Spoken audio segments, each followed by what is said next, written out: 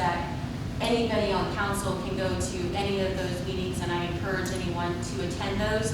However, if you do decide to go to those meetings, we just need to let our city staff know so they can post a potential quorum in the event that all of us show up at a specific meeting. But if anybody is just wanting to be the liaison, just let me know. We're still doing the puppy dogs and kitties? Yes, the animal advisory board I is. forgot to write that on there. Yeah, that was a Okay, given. it's all right. But at this time, I'm not going to specifically tell anyone that that's the board, but after, if you're interested in being the liaison, you can make it official. Otherwise, just please everybody understand that you're encouraged and welcome to go to any of those meetings. They're just like ours, posted, citizens participation, etc.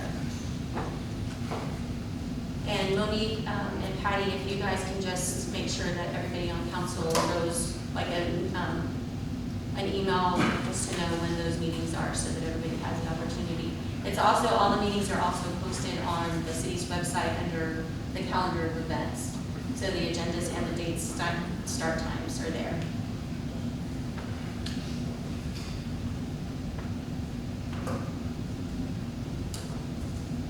All right. We'll move to item F, discussion and possible action on resolution number R-2020-728, appointing an EMS medical director. Chief Levy, do you want to? You get to spray for yourself. I'm sorry? You get to spray for yourself. Yes, sir. Good evening, Madam Mayor, members of council. Under Texas law, we are required to have a medical director for anybody that provides emergency services for any kind of a fire district or community. We've had a medical director for several years, named John Braden, who does a phenomenal job. He is both an emergency room doctor and he's also a certified, he's certified by the state of Texas to be an emergency provider for EMS services. The contract that's before you is essentially the same contract that he's had before with no cost increases. He really loves working with Kirby, and we really love working with him. The added benefit to Dr. Braden that is different than a lot of medical directors is it's not very cookie cutter.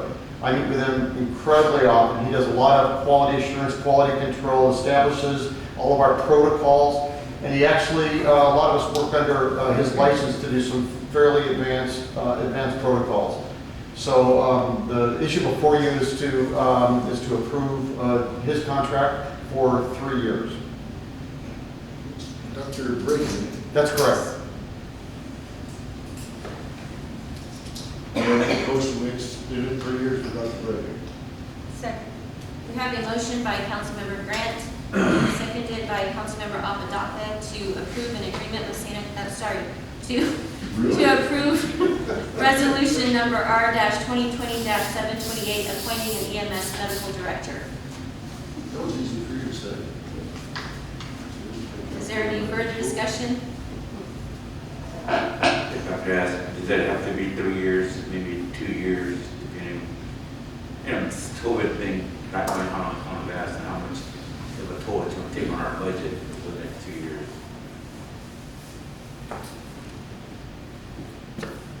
Could you repeat the question? I'm sorry.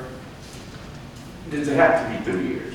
No, it doesn't. One thing I will tell you is if you'll take a look at the fee that Dr. Braden is charging, that is significantly less than anybody else that would provide that service. So it actually works out to our benefit to have a consistent medical provider, and it really works out for the city for him to do it because he does it significantly cheaper than others. The short answer is it does not have to be 3 years. It could be 1, it could be literally any number that we want. The 3 years is what we've done in the past because we actually do a lot of our EMS training on 3-year cycles. And so we have a calendar process by which we are very focused on that allows us, remember under his license, he has to be assured that we're doing certain things. So the 3 years there's a reason for it, but it doesn't have to be that. It locks in at a rate that would normally increase. But this doctor has been, I don't know why, but he's been really good to us, Thompson. And that's why we kind of go with that now, and it locks it in and it coincides with their training. So, that, you know, but whatever you feel. Chief, I saw in the email we got from Monique, from you, about the $500 a month retaining fee. Is there any extra charge besides that? Does it what? Extra charges besides Oh, no. that? That's it. That's it? That's it, and I see him weekly. He is doing about 10%, he's doing 100% of the quality assurance on our emergent calls. He's looking at every run report. He's doing 10% of the total number of calls. So, you know, he's literally making about 11 cents an hour. And so this very much is value added to the city. And no additional charges. Any further discussion? No, obviously it's very good. All right, will our city secretary please call roll? Thank you, Chief. Councilmember Grant, Yes, ma'am. Councilmember Apodaca. Yes. Councilmember Salazar, Yes. Councilmember Martin, Yes. Councilmember Hernandez, Yes. Mayor Pierce. Yes, resolution number R-2020-728, appointing an EMS medical director passes.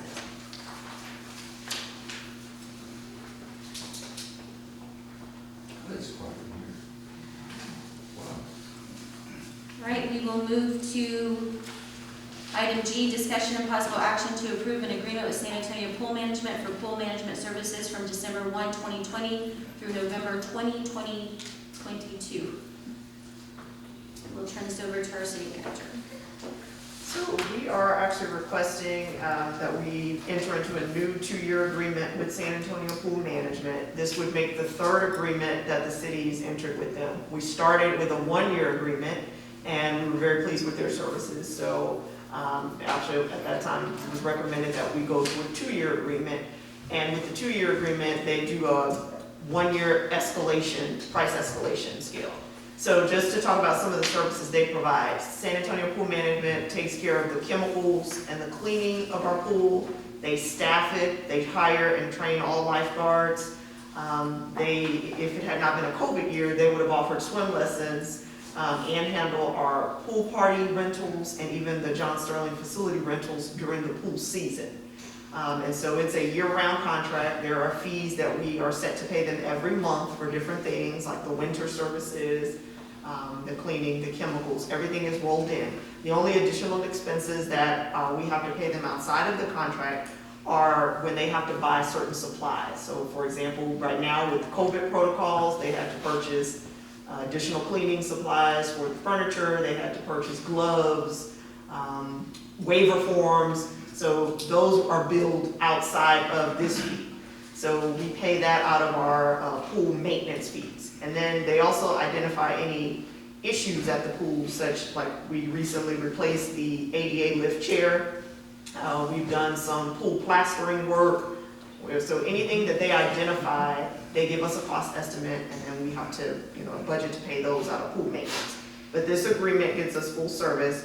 We actually budgeted this fiscal year $50,000, and the contract is calling for $47,350 for year 1 and $47,769 for year 2. So there would be a slight savings from what we budgeted this fiscal year for the contract.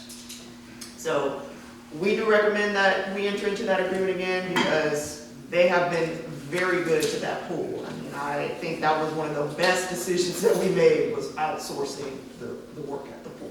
Well, it made us not have to take city employees and pull them over there in handling chemicals they're not familiar with. These people are bonded, they're insured, and I mean, they deal with acid and different things like that. And I don't know how we luck out sometimes and find these companies. We've had 2 or 3, just like the doctor there. We lucked out. I understand that. Are we getting any kind of return? Are we making any profit off this? So quite honestly, the pool does not really make profit. It's more of a quality of life service for the community. We went over, I think not too long ago, our pool revenue, and I can't remember offhand what it was. It was very, low, but we didn't lose as much money as we thought we were going to lose. this past fiscal year, even without having pool parties and rentals. But honestly, I mean, it's very expensive to operate the pool. But I want to say that even though it didn't cost us as much when the city was operating it outside of the pool company, we were not fully functional. Because we would have to go out and try to recruit lifeguards, of which we were paying significantly less than what they can make in other places. So we were training lifeguards, and then they'd go work at Splashdown, because they can make more. And then we have to train more lifeguards. We ran through 4 pool managers one summer because people just didn't show up for work, so department heads went and took money at the pool. Prior to having this company, we ended up getting 2 of our public works employees pool operator certified. They are both no longer employed here, so we would not be able to do the pool chemicals and things, right now, unless we got another employee certified. So, really, I think it's just, if we want to continue to provide the pool for the community, it's going to cost us, but it's really not going to make any money. I think the other issue too, when we had that, was that the pool got shut down several times because they couldn't figure out how to balance the pH in the pool. Correct. And then there was even that outside company used that we actually had to pay, but then said, oh, it's because the pool is used too much. Right. Literally, that was the reason, and it had nothing to do with that. It was just, there was algae growing, and so it was closed prior to them actually. We had a really nice bloom. Well, when I was asking, I know what they charge $2 a person, right? Yeah. We get there, the pool gets that too.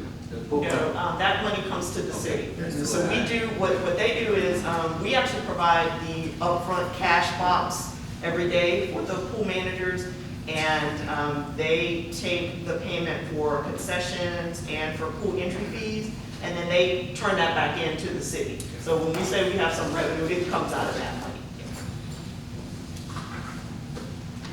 You'll get to see the budget Mark, when it operates, so you'll understand it. It's one of those darn if you do, darn if you don't kind of thing. We don't have a lot out here for our kids or even the families, and it's just, And this year they were able to give, even though it's been such a weird summer, weird year with COVID, they were at least able, well, I was actually surprised that they were able to do as much as they did through that. Because we were not at full capacity. Prepackaged, serving prepackaged, I was